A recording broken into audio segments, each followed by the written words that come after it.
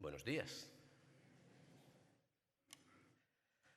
Alguien dijo, una vida que no vive comprometida no puede ser feliz. El compromiso y la felicidad caminan de la mano. La realidad nos dice que las personas nos empeñamos en separar ambas cosas. Huimos del compromiso. De hecho, el mejor compromiso es no estar comprometido. No es de extrañar que haya tantos fracasos en las relaciones, en los estudios, en la vida profesional o en la vida cristiana. ¿Quién dijo que la vida cristiana es gratis?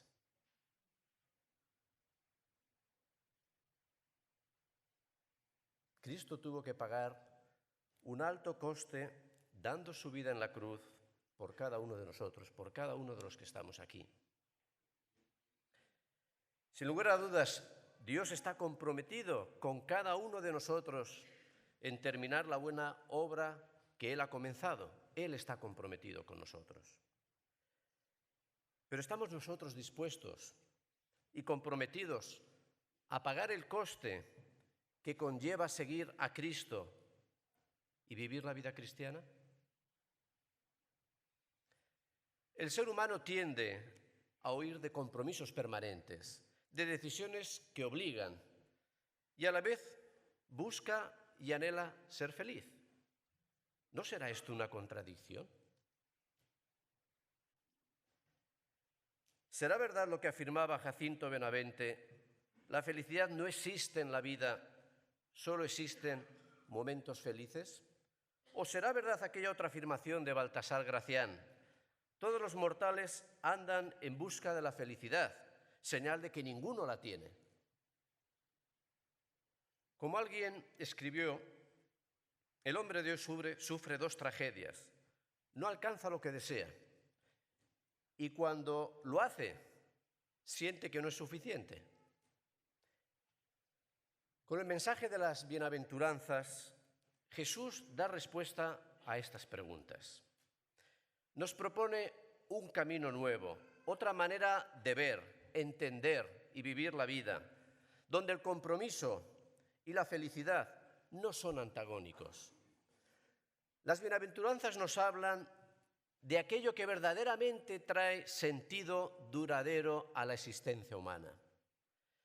La propuesta de Jesús contrasta, sin duda, radicalmente con los postulados que predica nuestra sociedad. La felicidad de la que Jesús habla no está basada en la satisfacción de nuestros deseos terrenales, ni siquiera en los logros que podemos alcanzar.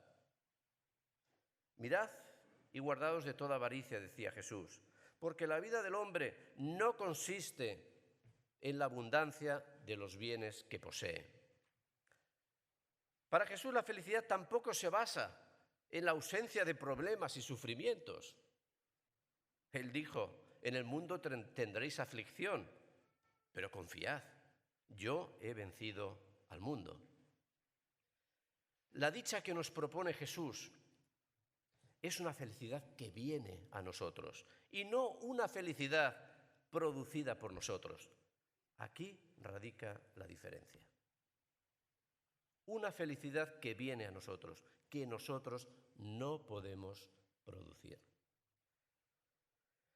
Jesús nos propone una opción de vida regida por los valores que caracterizan el reino de Dios que Él mismo encarna y representa. Jesús nos enseña que la felicidad está unida a las decisiones internas y a los compromisos que uno asume en la vida. Que la dicha no consiste en tener, sino en ser en mayúsculas.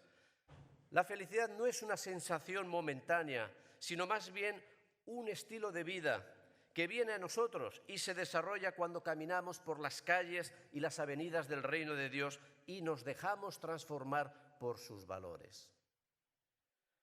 Un reino que se ha acercado a nosotros y está en los que han depositado su fe y su vida en las manos de Jesucristo. Con la palabra bienaventurados, Jesús está proclamando la felicidad de la persona que decide comprometerse en seguir sus pasos y vivir como Él lo hizo. Y esta felicidad no es una promesa para el futuro, sino es una declaración para el presente. Sus seguidores, sus discípulos son dichosos, y esto se ve en la segunda parte de cada bienaventuranza, son dichosos porque forman parte del reino que ya ha comenzado y porque de ellos es el reino de los cielos. Y lo son también en virtud del porvenir que se abre ante ellos, un futuro lleno de esperanza, como se vio el domingo pasado, porque heredarán la tierra, porque serán consolados. Seguir el camino de las bienaventuranzas es avanzar, asumiendo y haciendo nuestros los valores que Jesús nos propone y que Él mismo trae a nuestra vida en su persona. Hoy vamos a ahondar en la tercera bienaventuranza. Andreu la ha leído, Mateo 5:5. Bienaventurados los mansos, porque ellos recibirán la tierra por heredad. Si saliéramos a la calle y preguntáramos a cualquiera qué es un manso, ¿cuál creéis que sería la respuesta? ¿Cuál creéis que sería la respuesta? Un voluntario, va. Un toro. Un toro, pero un toro castrado. En nuestro idioma la palabra manso tiene más connotaciones negativas que positivas. Conlleva la idea de servilismo, de bajeza de carácter, de incapacidad y falta de voluntad. Nos presenta en definitiva el retrato de una criatura sumisa e ineficaz, de un castrado. Sin embargo, en griego, la palabra manso encierra un contenido totalmente distinto y enriquecedor, con tres matices que vamos a considerar, tres énfasis que nos retan a tomar tres decisiones, un triple compromiso que puede marcar la diferencia en nuestra vida, siguiendo el título de la serie, que puede sanar nuestra vida, o mucho mejor dicho, que puede darle salud a nuestra vida, que nos puede ayudar en nuestra felicidad, en nuestro seguimiento de Jesús. ¿Queréis que veamos estos tres énfasis, estas tres decisiones, estos tres compromisos? Si no plegamos, cantamos y nos vamos. Vale, muy bien. Primero, manso define a la persona que exhibe un carácter afable y equilibrado. Este es el primer titular. ¿No hay titulares hoy? Un carácter afable y equilibrado, que sabe responder adecuadamente ante cualquier situación con moderación y sosiego, que no deja que lo externo, las circunstancias, los problemas dominen su vida y dicten su conducta y reacciones. Es la persona que cuando recibe una injuria no devuelve el mal recibido con un ánimo vengativo, sino que encomienda su causa en manos del Señor y espera que Él actúe. Aquel que ante cualquier adversidad descansa en la protección, en el cuidado, en la soberanía de Dios. Yo creo que el salmista supo expresar, recoger muy bien en un salmo el espíritu de una persona mansa cuando escribió estas palabras. Salmo 37. Confía en Jehová y haz el bien, y habitarás en la tierra y te apacentarás de la verdad.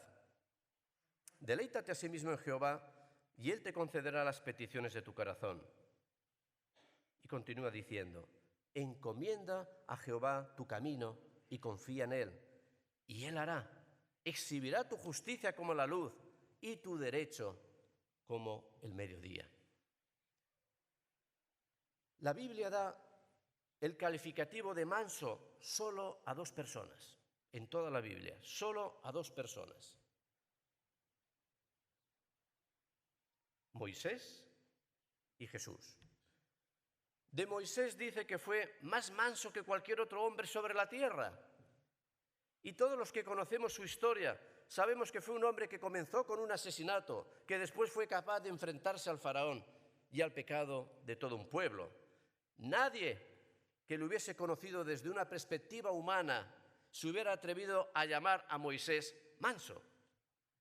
Pero Dios le da este calificativo. Moisés era manso. ¿Y sabéis por qué?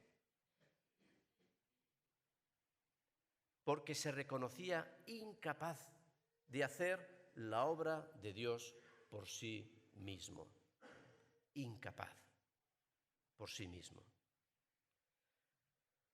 Un discípulo manso es aquel que, reconociendo su incapacidad, decide entregar el dominio de su vida en las manos de Cristo, dándole a él el control y el gobierno de la misma. Saulo, por ejemplo, fue un hombre autosuficiente y arrogante hasta que Cristo lo derribó del caballo y lo convirtió en Pablo. Al final de sus días, Pablo afirmó: pues ya no vivo yo, mas vive Cristo en mí. ¿Quién gobierna tu vida? ¿Qué lugar ocupa Cristo en tu vida?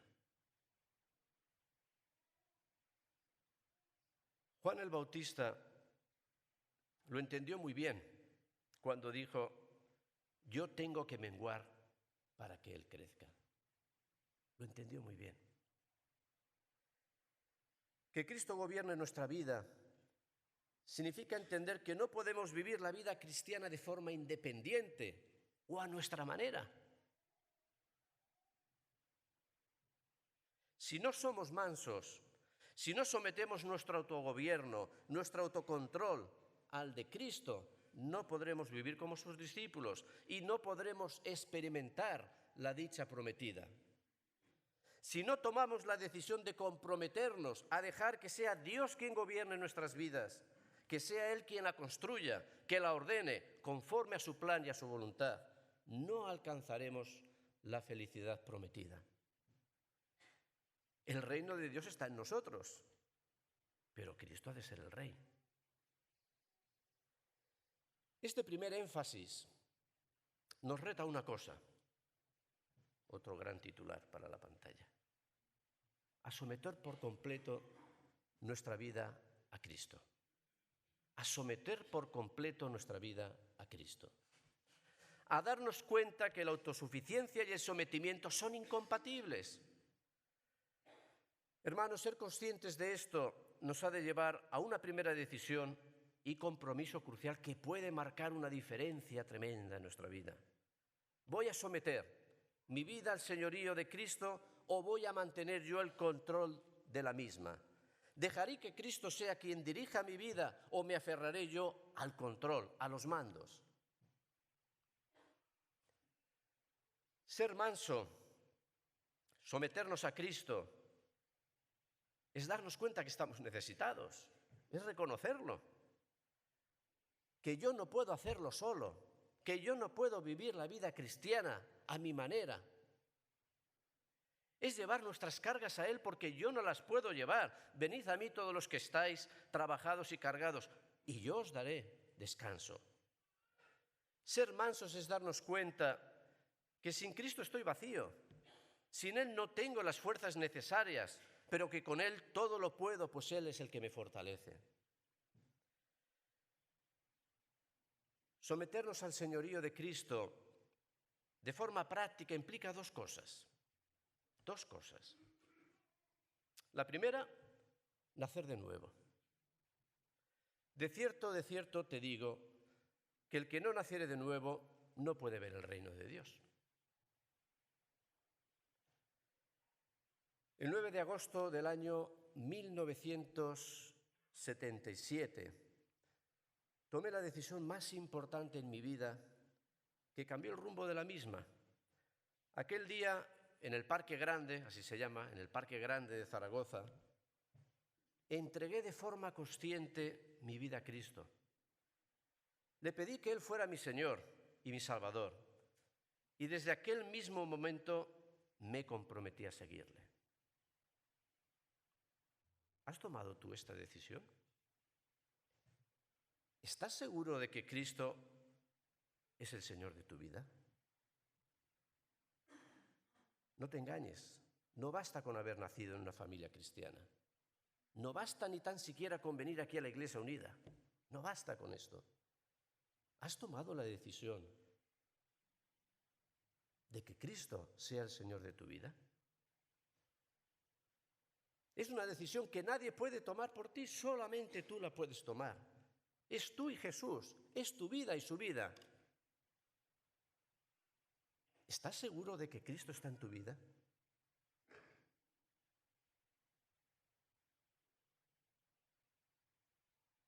Esta respuesta es fundamental.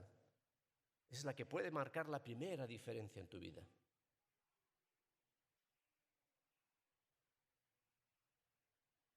Segundo paso, someternos a Cristo es nacer de nuevo, pero es también andar en el Espíritu. Digo pues, andad en el Espíritu y no satisfagáis los deseos de la carne, porque el deseo de la carne es contra el Espíritu y el del Espíritu es contra la carne. Y estos se oponen entre sí para que no hagáis lo que quisierais. Si vivimos por el Espíritu, si hemos nacido por el Espíritu, no hay otro remedio, hemos de andar también por el Espíritu. Primero es nacer por el Espíritu, pero después es andar por el Espíritu. Solo podremos avanzar, solamente podremos madurar y crecer en la vida cristiana si entregamos el control de nuestra vida y de todos nuestros actos diarios a la guía del Espíritu Santo. Y esto ocurre cuando de forma consciente sometemos todo nuestro yo a su voluntad. Cuando yo me bajo de aquí y dejo que Jesús esté aquí y yo aquí, ¿entendéis lo que significa? No hay otro camino. No se puede hacer de otra manera. Someter nuestra vida a Cristo es el primer compromiso. Es la primera decisión. La palabra manso tiene un segundo uso. Es el que se utiliza con referencia a un animal domesticado que está acostumbrado a reconocer y a obedecer la palabra de mando. Aplicándolo a nosotros, manso es aquel que está dispuesto a reconocer y a obedecer en todo momento la voz de Cristo. El Señor dijo en una ocasión: mi comida es que haga la voluntad del que me envió y que acabe su obra. Y con estas palabras Jesús estaba enseñando a sus discípulos que el sentido de su vida, de su tiempo y energías era hacer en todo momento la voluntad de Dios. Esto era el centro, el motor que impulsaba la existencia de Jesús. Él mismo afirmó: yo siempre hago lo que a Él le parece bien. ¿Podemos decir nosotros lo mismo? Yo siempre hago lo que a Él le parece bien. La no obediencia no era una alternativa en la vida de Jesús. La pregunta que hemos de hacernos es: ¿estamos obrando y viviendo como Dios quiere que lo hagamos? ¿Estamos escuchando y obedeciendo su voz?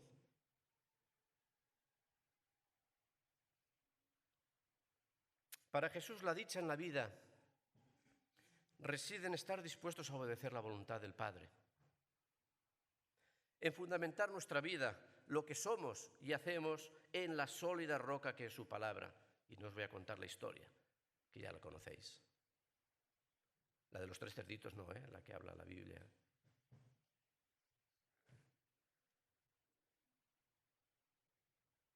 Para Jesús la dicha no es simplemente ser oidores, sino hacedores, comprometidos con la misma, comprometidos con lo que Él nos dice. Mirad lo que leemos en Santiago, capítulo 1, versículo 21. Y es que no tiene vuelta de hoja. Más claro, agua. Por lo cual, desechando toda inmundicia y abundancia de malicia, recibid con mansedumbre, como mansos, la palabra implantada, la cual puede salvar vuestras almas. Pero sed hacedores de la palabra, y no tan solamente oidores, engañándoos a vosotros mismos. Porque si alguno es oidor de la palabra, pero no hacedor de ella, este es semejante al hombre que considera en un espejo su rostro natural. Porque él se considera a sí mismo y se va y luego olvida cómo era. Mas el que mira atentamente en la perfecta ley, la de la libertad, y persevera en ella, no siendo oidor olvidadizo, sino hacedor de la obra, éste será bienaventurado en lo que hace. Hermanos, ninguno de nosotros somos perfectos y todos pecamos. Nos queda aún mucho camino por recorrer para llegar hasta la estatura de la medida de Cristo. La pregunta honesta que hemos de hacernos es, ¿estoy comprometido a crecer? ¿A seguir la voluntad de Cristo? Sin duda la prueba del compromiso es la obediencia. Es la obediencia. Y la motivación a la obediencia no ha de ser el miedo a las consecuencias, como muchos de nosotros hemos crecido, ¿no?, con el miedo a las consecuencias. La motivación no ha de ser el miedo, sino la respuesta al amor incondicional de un Dios que entregó la vida de su Hijo por cada uno de nosotros. Y por consiguiente, ha de ser la respuesta a este amor y a un profundo deseo de quererle agradar a Él en todo, un todo en mayúsculas. La obediencia que está motivada por el amor alimenta la voluntad, y una voluntad decidida lo puede casi todo. La segunda decisión que puede marcar una diferencia en nuestra vida es tomar el compromiso de obedecer la palabra de Dios. Sin condiciones, sin excusas. La obediencia no se negocia. Hermano, ¿en qué te está pidiendo Dios tu obediencia? Piensa por un instante. Tú lo sabes mejor que nadie. No te voy a preguntar. ¿En qué te está pidiendo Dios tu obediencia? ¿Qué te está diciendo Dios que tú necesitas escuchar? Porque a veces llevamos los tapones y no queremos escuchar para no incomodarnos. Pero ¿qué te está diciendo realmente Dios que tú tienes que escuchar? Y que por lo tanto tienes que hacer, o a lo mejor dejar de hacer.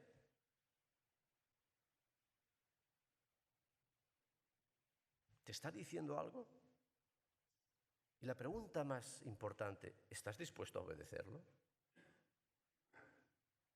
Esta decisión puede sanar tu vida, enfermarla, cambiarla. ¿Estás dispuesto? Nadie puede tomar estas decisiones por ti, solamente tú. Tú construyes y destruyes tu vida con tus decisiones. Nadie más. Eso sí, nos gusta siempre echar la culpa a los demás, pero nadie más.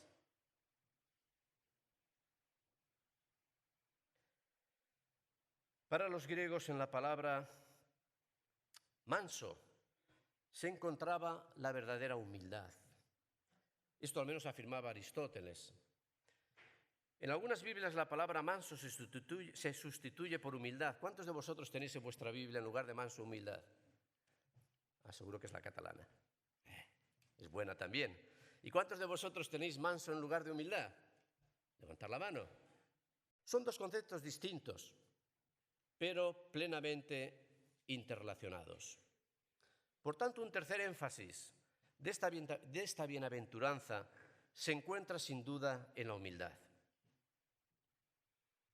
Pablo Neruda, poco antes de su muerte, escribió: de humildad nunca se ha aprendido bastante. Sin humildad no se le puede enseñar nada, absolutamente nada, a una persona. Sin humildad no puede haber tal cosa como amor, porque el verdadero principio del amor es el sentimiento de indignidad. Sin humildad no puede haber verdadera religión, porque toda verdadera religión empieza por darse cuenta de la propia debilidad y necesidad de Dios y del prójimo. Manso nos describe la actitud la única actitud adecuada del hombre para con la vida, la consciencia de que sin Dios nada puedo hacer. Tomás de Aquino, y esto lo dije la última vez que prediqué porque hablé de la humildad, si os acordáis, decía: si estás buscando un ejemplo de humildad, mira a Cristo, mira a la cruz. Y os leí este texto que lo vuelvo a leer. Como dice el apóstol Pablo, no me cansaré de repetir las mismas cosas todo el tiempo. Haya pues en vosotros este sentir que hubo también en Cristo Jesús, el cual, siendo en forma de Dios, no estimó el ser igual a Dios como cosa que aferrarse, sino que se despojó a sí mismo, tomando forma de siervo, hecho semejante a los hombres, y estando en la condición de hombre, se humilló a sí mismo, haciéndose obediente hasta la muerte y muerte de cruz. Hermanos, ¿estamos dispuestos? Es otra pregunta. ¿Estamos dispuestos, tal y como Jesús hizo, a abandonar nuestro cielo? Y le pongo comillas. Es decir, todo aquello que consideramos nuestro, incluyendo nuestra propia seguridad, para convertirnos en siervos humildes, dispuestos a la obediencia y dispuestos a darlo todo. Este es el ejemplo de Jesús. Yo no sé cuán grande será mi cielo, el suyo era muy grande. La dicha del manso